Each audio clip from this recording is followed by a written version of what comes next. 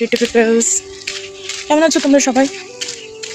আজকে সকালবেলা বৃষ্টি হয়েছিল, তারপরে একটু থেমে যাচ্ছে যখন, তখন হাঁটতে বেরিয়ে পড়েছি। চলো হেঁটে বাড়ি যাওয়া যাক।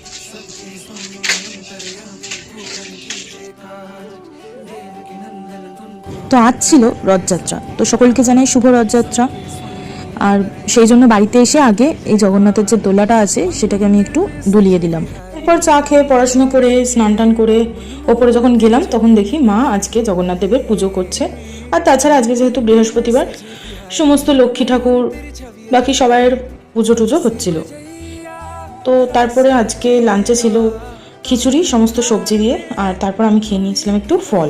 এরপর বিকেলে একটু বেরিয়েছিলাম পাশের বাড়িতেই, রথযাত্রা উপলক্ষে সকলকে ভোগ খাওয়াচ্ছিল। আর এদিকে মিষ্টির দোকানের লাইন দেখো, জিলিপি আর পাঁপড় ভাজার, ওফ বিশাল বড় লম্বা লাইন। আর রাতে মা করেছিল নিরামিষ পনিরের তরকারি আর রুটি। তো এই ছিল আজকে রথযাত্রার দিন। তোমাদেরও সকলের দিন ভালো কেটেছে। আবার দেখা হবে নতুন ভিডিওয়। বাই।